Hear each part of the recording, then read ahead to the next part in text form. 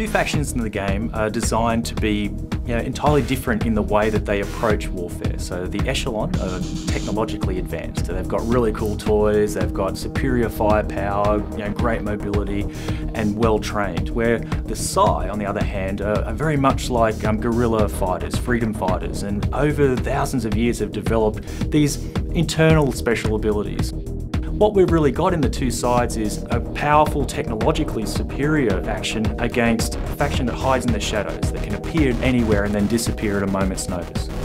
We've got on the Echelon side the Sentinels, and now they're like a machine gun unit that locks into place and they pop their shields up and they sit there and they shoot anything that comes into range.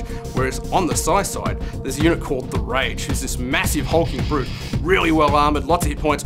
Can't shoot anyone, but if he can get next to him, he can pound the snot out of them. So yeah, his job is to get in there and smash him, and the Sentinel's job is to keep him away and shoot him. So yeah, it's awesome. One of the cool things that we wanted to do with the Echelon is have their animations a little bit different to the Psi. We wanted them to be more organised, more like your professional military army. So all their movements are really strict and they go from cover to cover. The Psi animation-wise, we wanted these guys to be a bit crazy, a bit wild.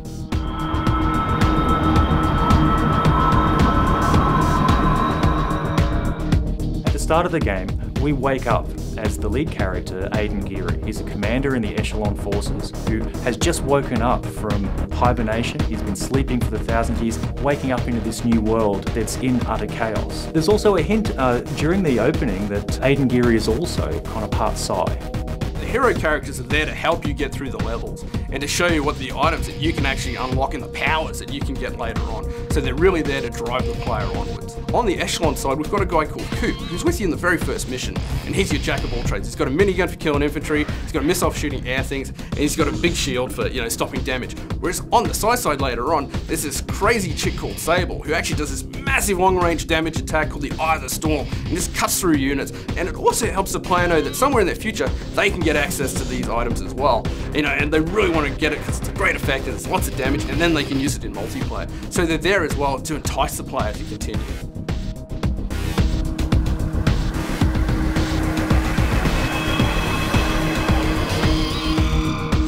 As someone who's been playing RTS competitively for 5-10 years now, the thing that really excites me about this game is just the diversity of units we have. I mean, they're so different from what you normally get in a strategy game, and the way you can use them is so different. You can get around the map in ways that I never really imagined in a normal RTS, climbing up walls and jumping over gaps. It's a really unique way of playing.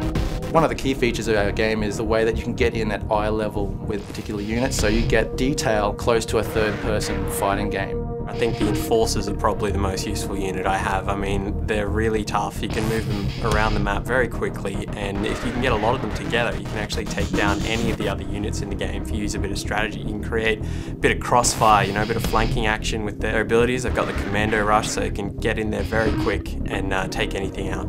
In the past, graphics in RTS games haven't really been the focus, but because we've got the hardware to do it these days, we're really looking forward to being able to show you the graphics that we've got in our game.